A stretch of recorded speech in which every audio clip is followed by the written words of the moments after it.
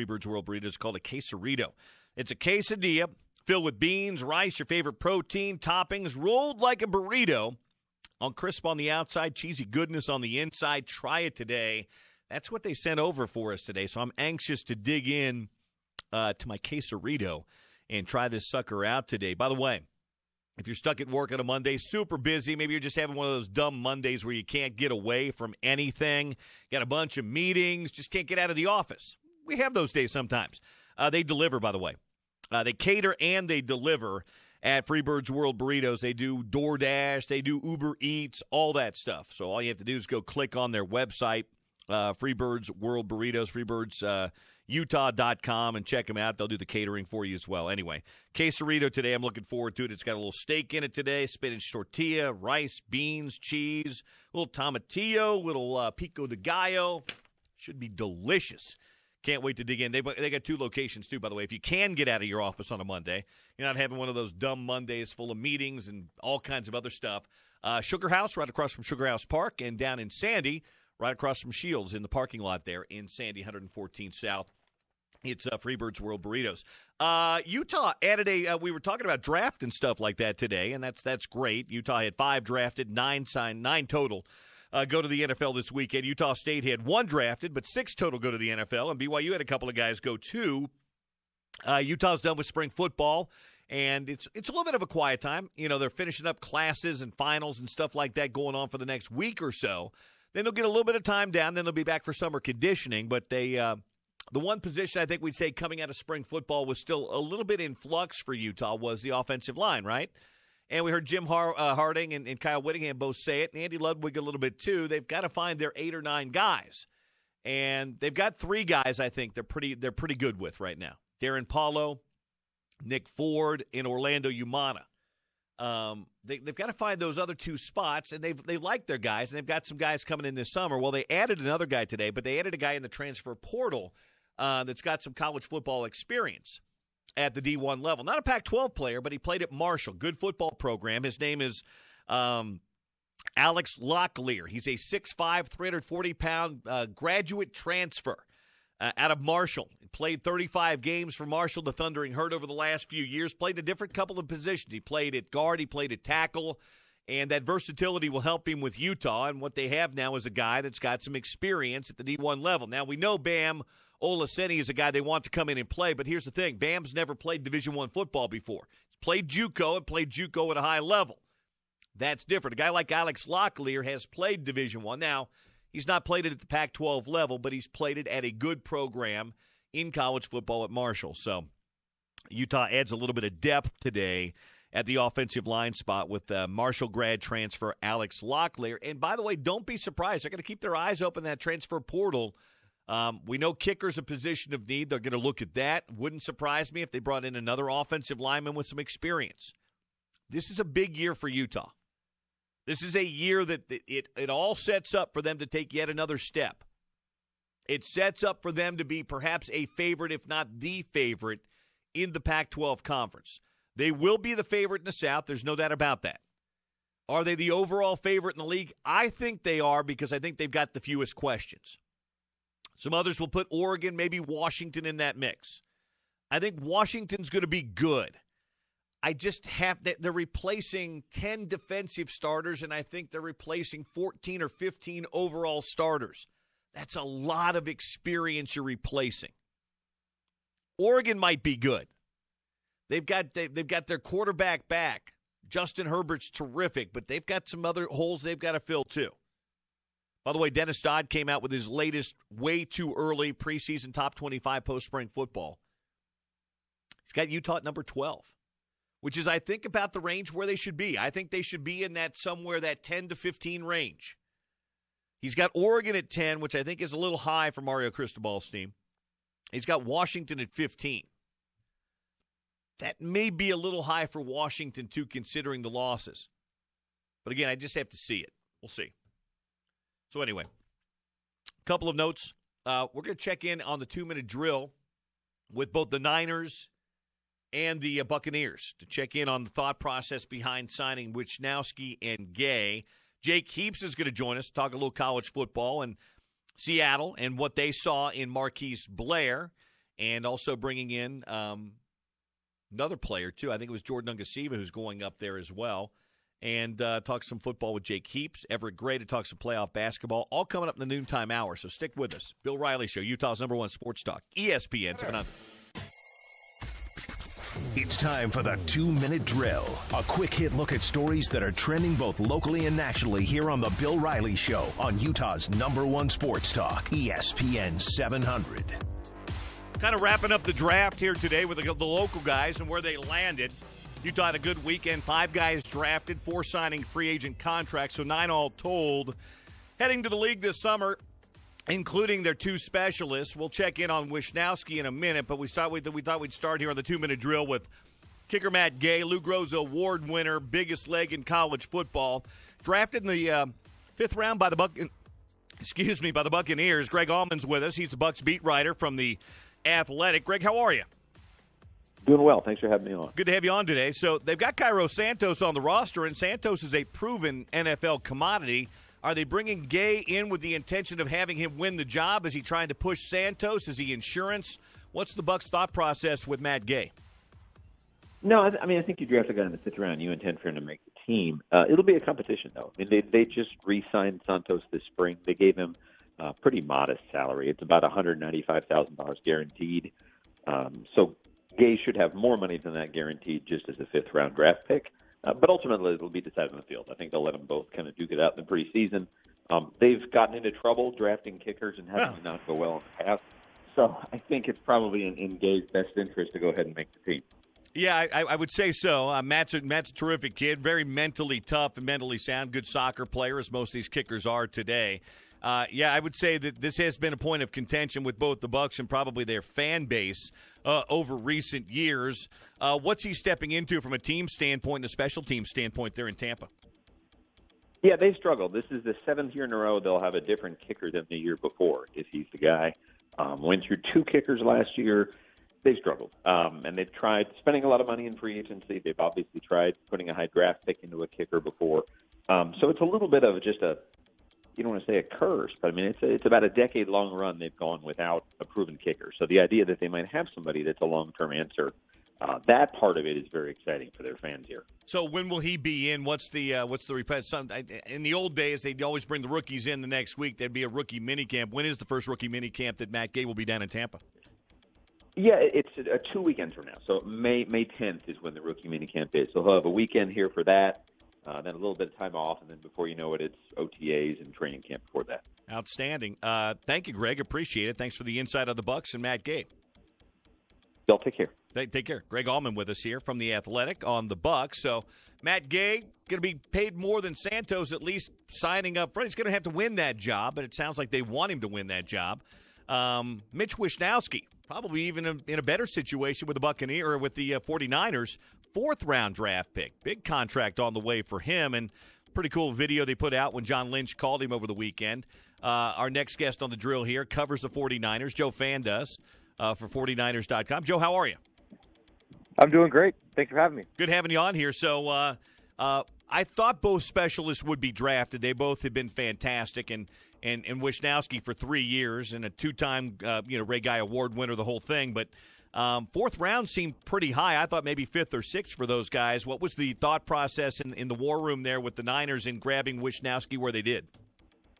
Well, the 49ers knew they needed a punter, and they fell in love with Wisnowski during the pre-draft process. And Kyle Shanahan and John Lynch joked that they'd prefer to not have to watch punter tape for another decade. So, but they did. They learned a lot through the process, and special teams coordinator Richard Hightower and his staff spent a lot of time with Wisnowski during the process. And like I said, they fell in love with him, and they knew they had to have him. And it gets to a point where a couple of their teams are in on punters, and is it better to take a round too early than a round too late? And they decided that they didn't want to miss out on him. And you look at the Patriots in round 5 trading up to get the second guy on their board, Jake Bailey.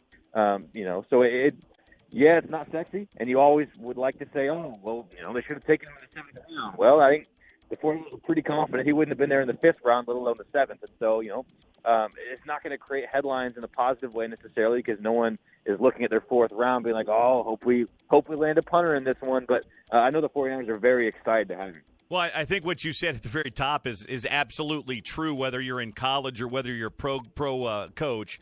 The less special teams and the less specialist tape you have to look at, that's why you see so very little turnover, because coaches want a proven commodity.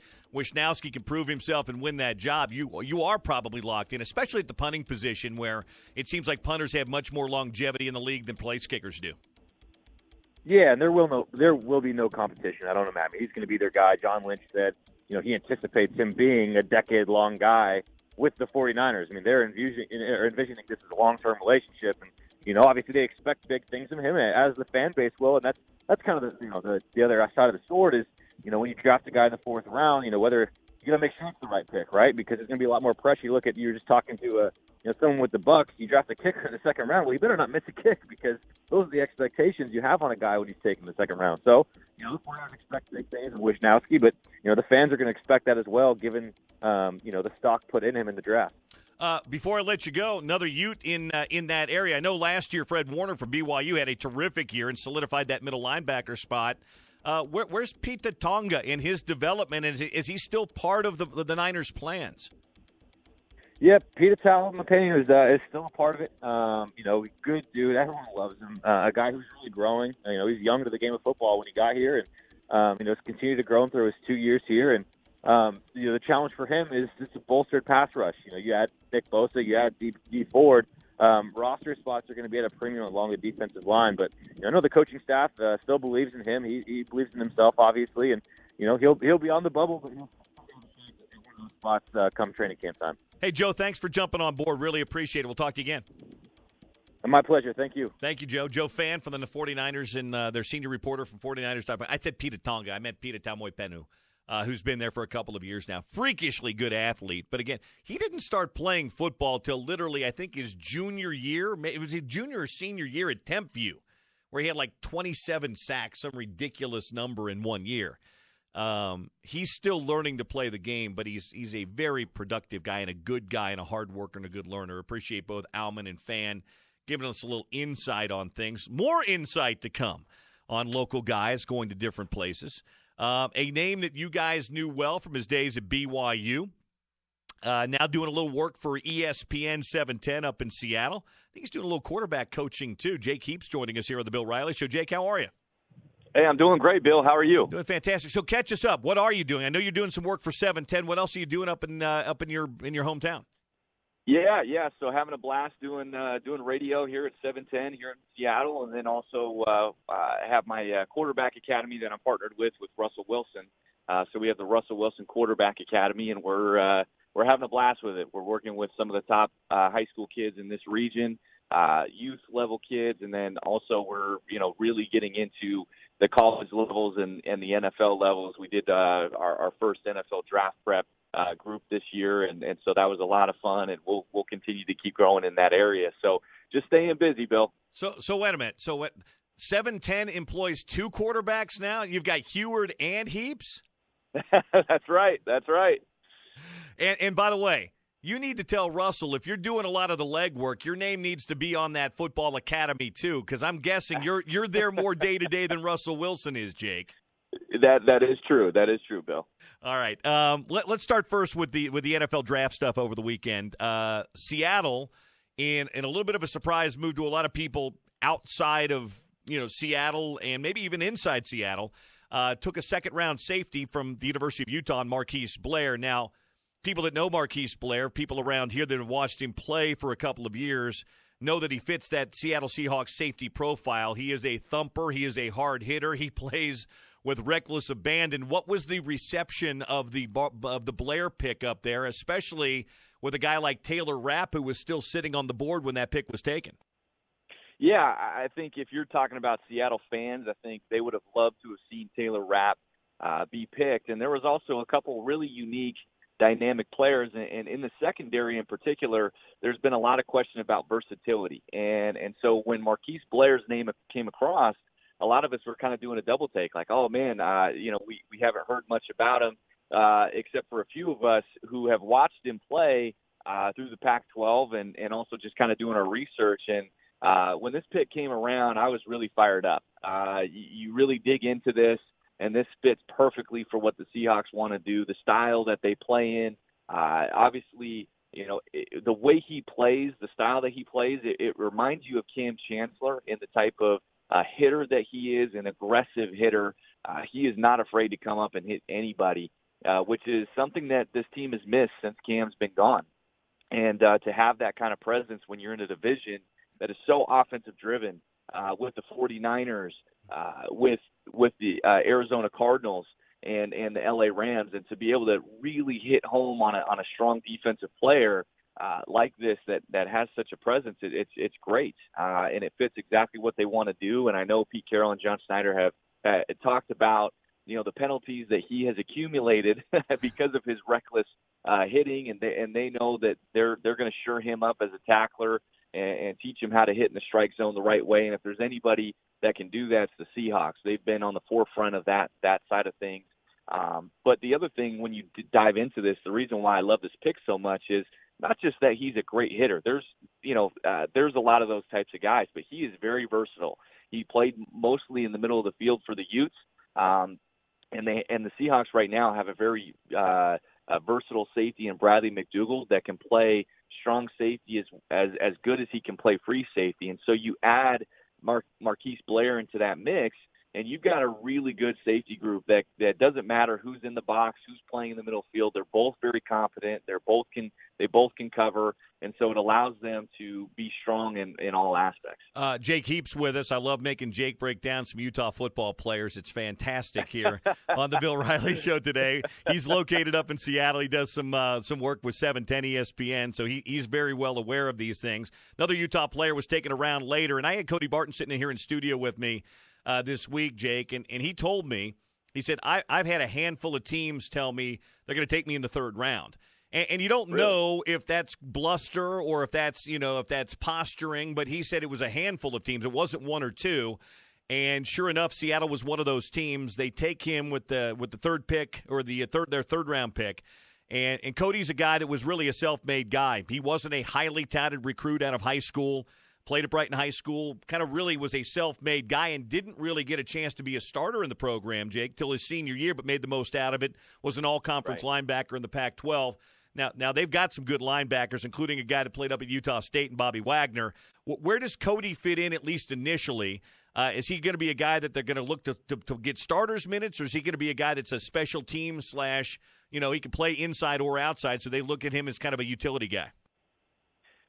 With Cody, initially the first conversation was about special teams. The first thing that came out of their mouth was special teams, and that was a huge thing for the Seahawks this year. It actually cost them 1 or 2 games last season because their special teams coverage wasn't strong. And Cody, it helps to shore that up, first and foremost. But the other thing the next thing that came out of their mouth was how versatile he was. And I've watched a lot of film on all these guys, and with Cody, the one thing that stood out is play every position. He could play strong side linebacker. He can play middle backer. He can play will backer. And it's not just trying to project guys at different places. He played all of it. And he was the captain of that defense. He was a former quarterback coming out of high school. And like you said, a self-made guy. And what the Seahawks talk about, they use the word grit all the time. When they talk about all their players and who they're looking for in their evaluations, is they want to find guys with grit, guys with stories, guys that have overcome adversity, and have continued to work through it all. And Cody's story definitely fits that profile.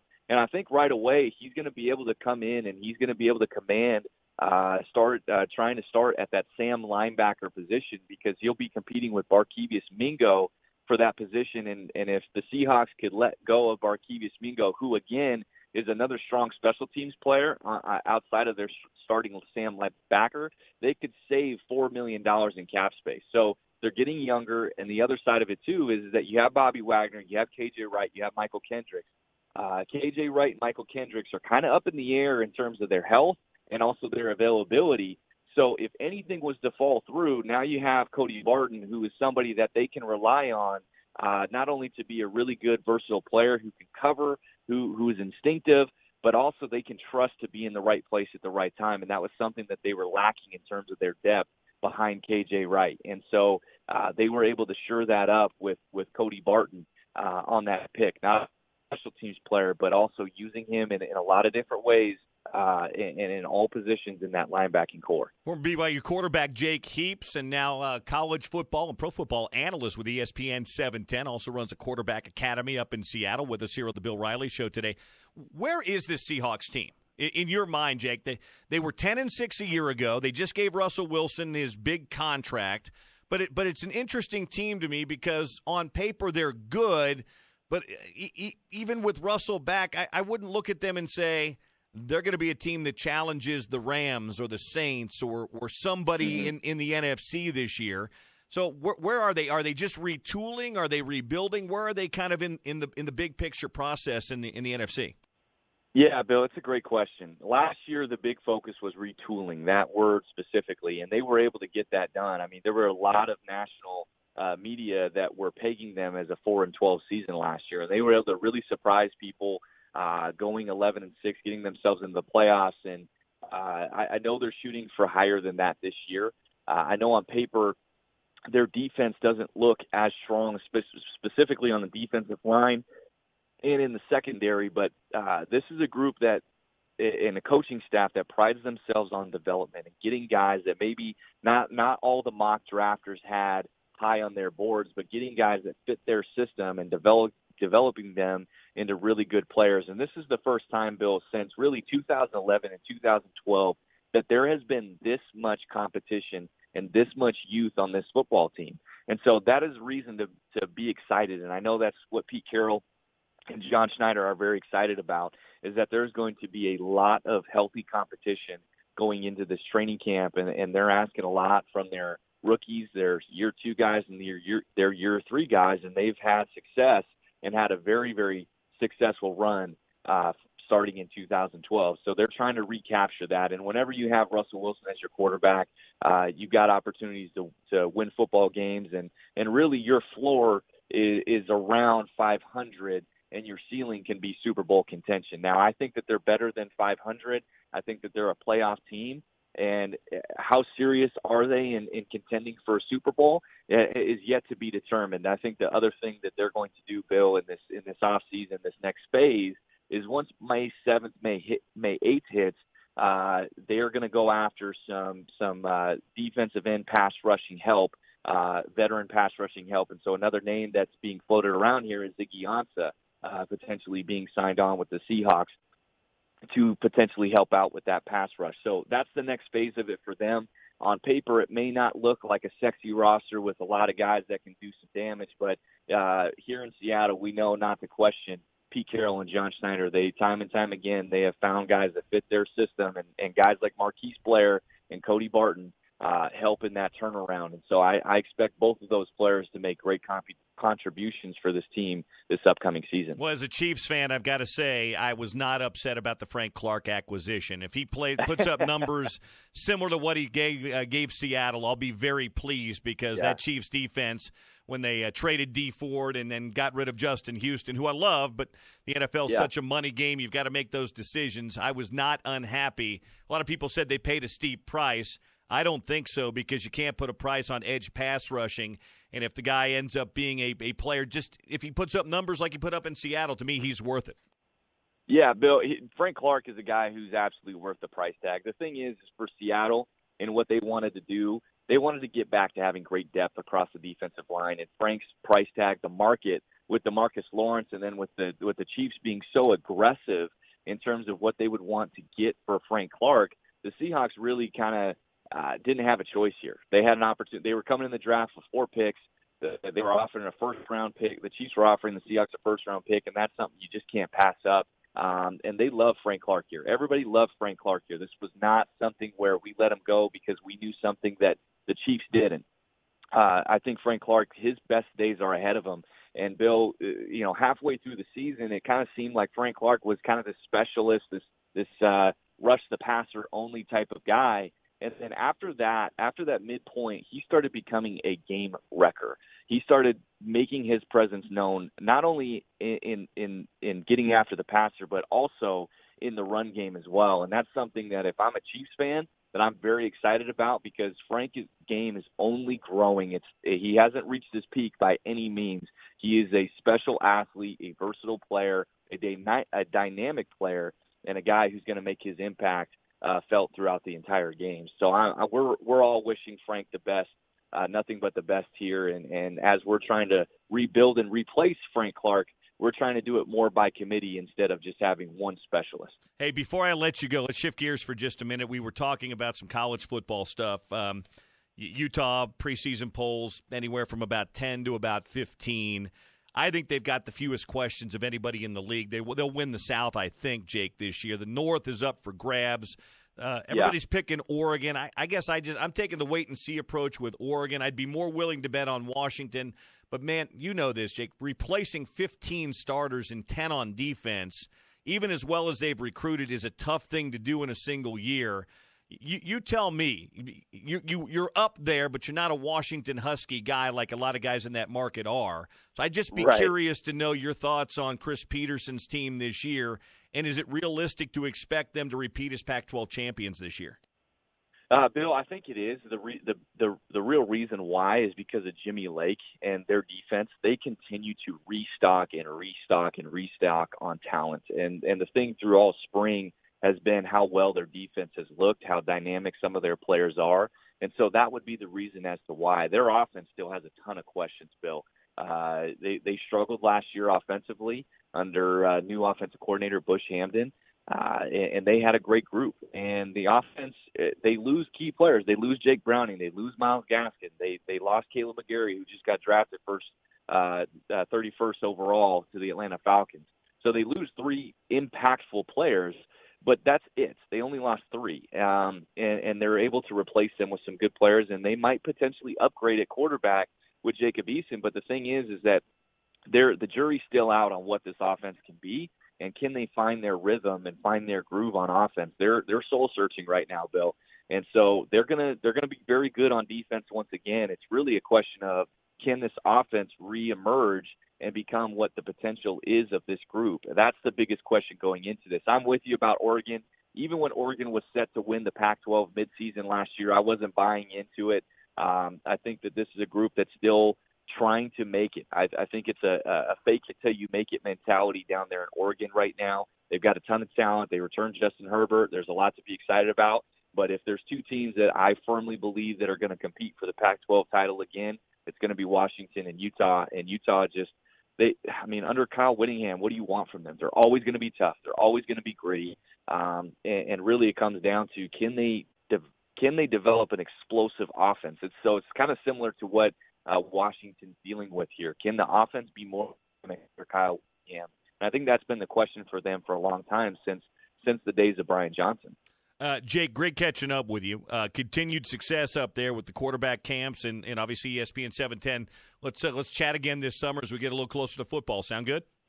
Absolutely, Bill. Looking forward to it, man. Thank you, Jake. Jake Heaps with us here on the Bill Riley Show today on Utah's #1 Sports Talk. Appreciate him jumping on board. Some good insight on the Barton and the Marquise Blair draft picks and some other stuff as well. Appreciate Jake jumping on board with us. Playoffs are rolling, NBA playoffs. We had a little bit of a controversial day yesterday when the Warriors and the Rockets played. Got a couple of games tonight. Thought we'd talk about that and some other things. Haven't had Uncle Everett on for a while. Maybe he'll tell some stories, too. Always love a good Everett Gray basketball story. Ev will join us coming up. Yogi Roth and Bartle in the 1 o'clock hour. Good to have you guys on with us today. It is the Bill Riley Show on Utah's #1 Sports Talk, ESPN 700.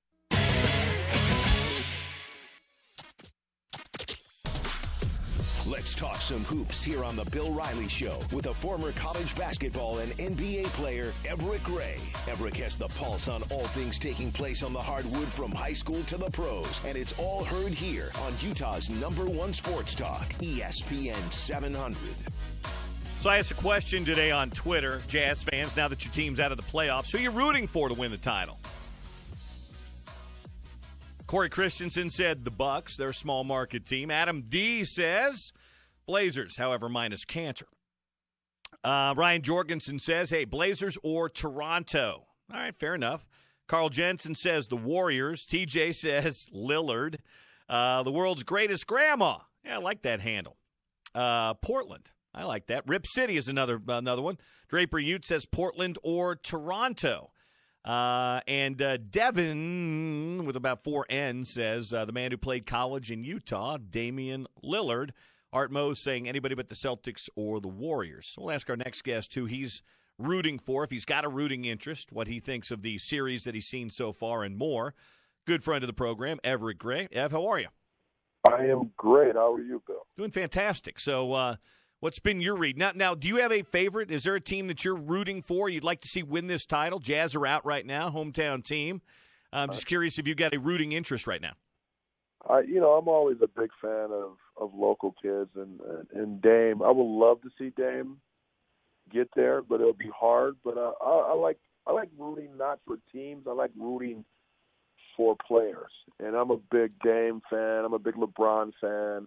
I'm a big James Harden fan, even though he was complaining a little bit last night. And I like Chris Paul a lot too. So this West is kind of interesting. I think that Houston Golden State Warrior is going to go down. It's going to go down 7. It's going to go to Game 7, I think. I'd be curious. You just mentioned him complaining, but he was complaining because he was being officiated differently yesterday than he was in the other rounds of the playoffs, the other round against the Utah Jazz.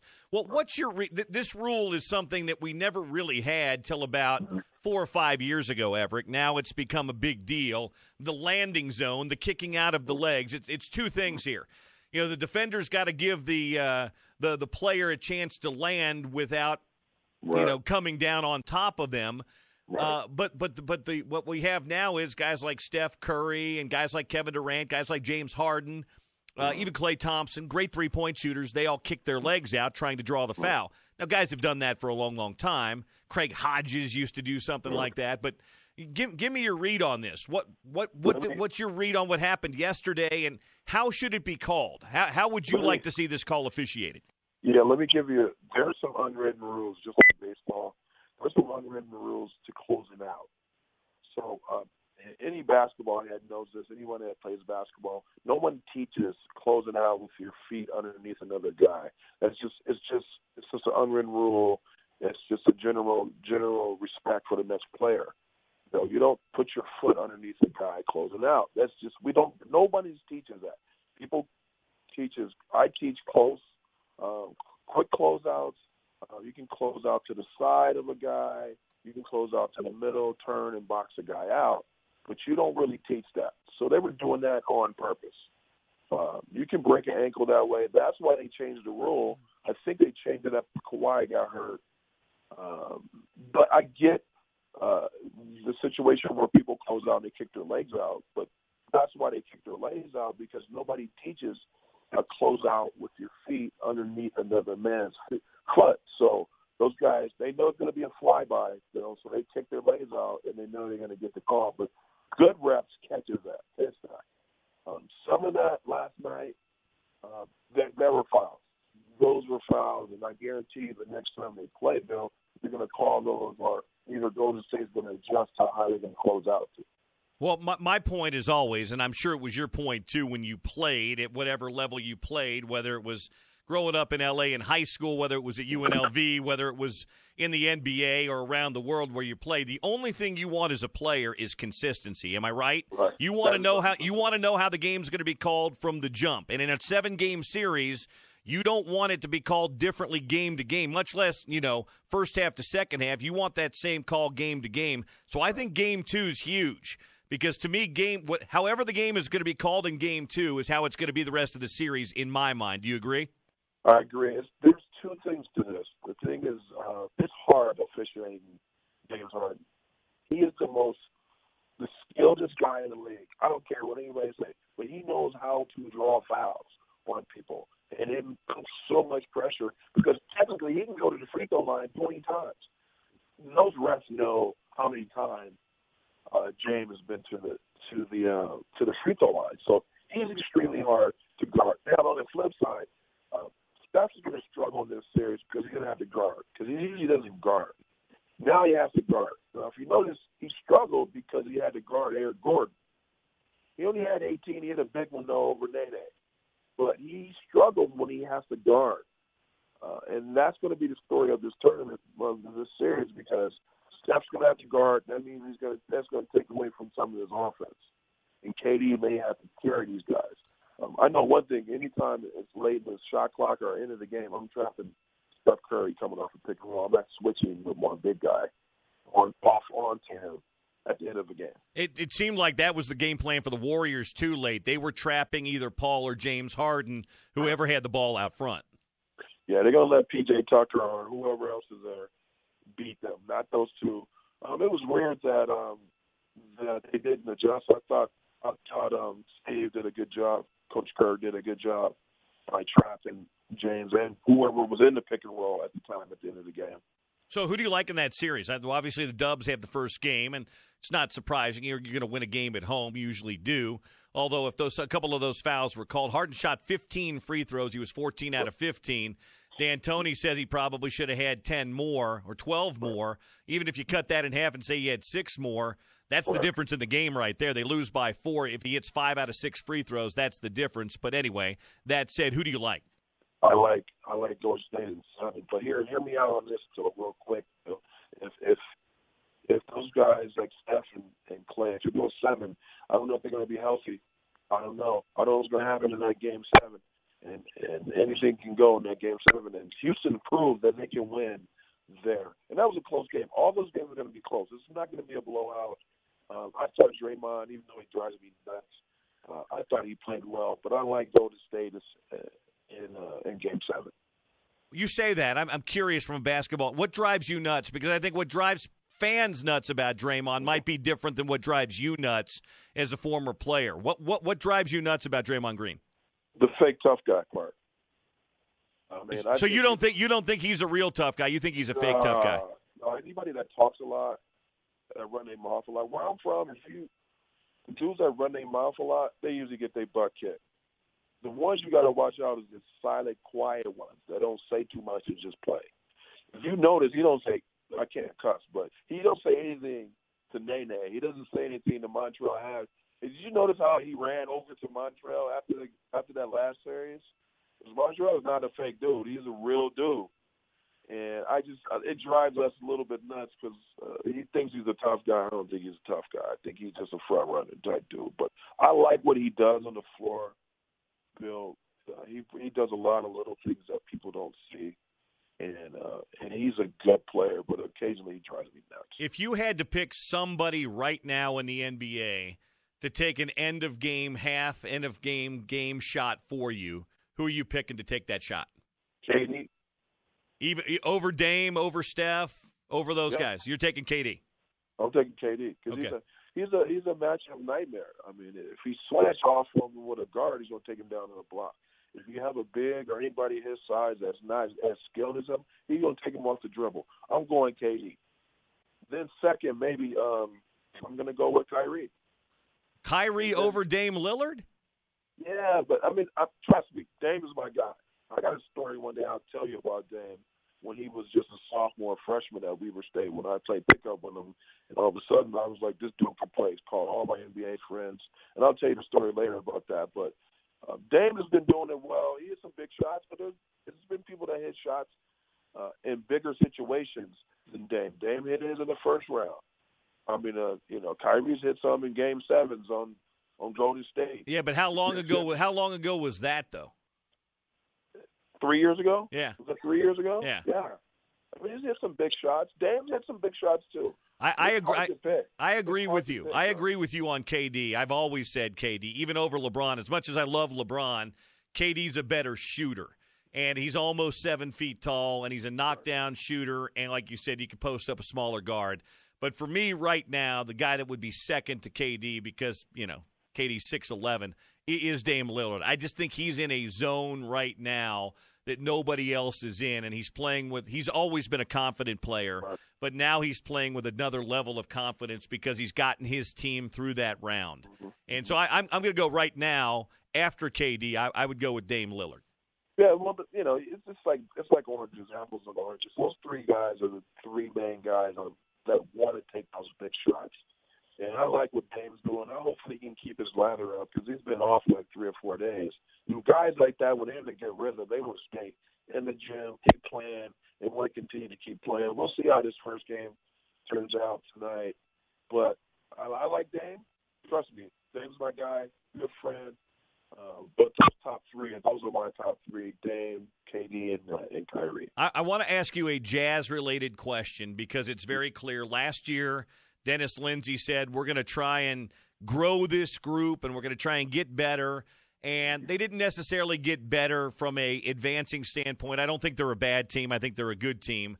But you can't take that strategy this year. That now comes the time. You've seen what happens keeping the band together. You're going to have to make some changes this summer.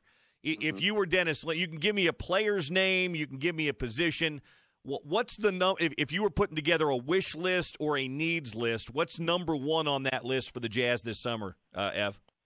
I think they need another wing that can get his own shot. So you think wing more than a backcourt mate for Donovan? Well, they need two. But sure. The first one I'm going with is they need a wing. Okay. I don't like Joe Ingles. Trust me, I like Joe.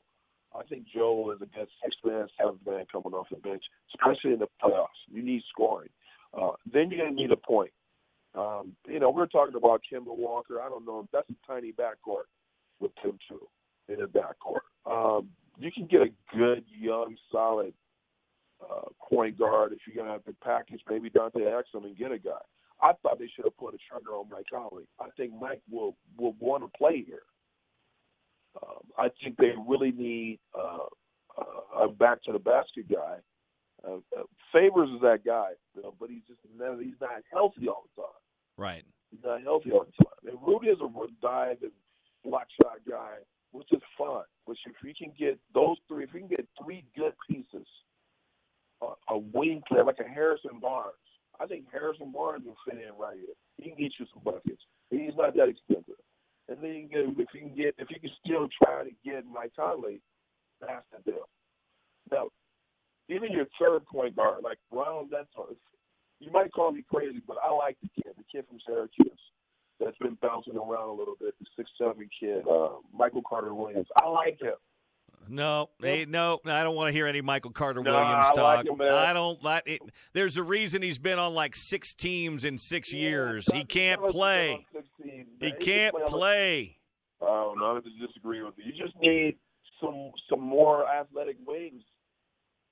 I'm all for make the Mike Conley move.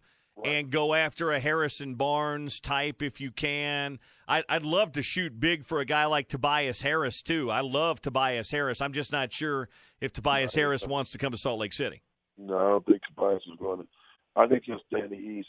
Well, I mean, you know what? The thing is that you could probably get Jimmy Butler. If you give him the max, is he a max dude, though?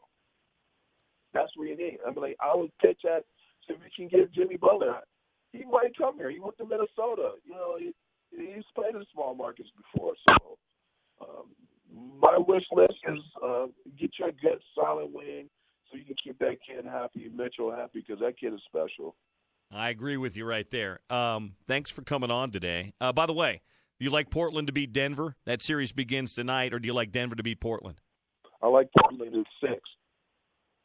You like Portland in 6? Yes. Okay. And who comes out of the East? Toronto. Toronto's going to beat Philly in this series and then take down either Boston or Milwaukee? Yeah, they might sweep Philly. I think they might sweep Philly tonight. Yeah, and that's why I'm not sure I want Jimmy Butler on my team for max dollars. You know what I mean? I think Jimmy's a really good player, but I don't know if Jimmy's the right guy chemistry and culture-wise for the Utah Jazz, if that makes sense. The kid plays extremely hard. I think people will like him here. Yeah. But here it comes down to, is he a max dude? Yeah. You want to play him a max Well, he thinks he's a max dude. I don't know if he is a max dude, though.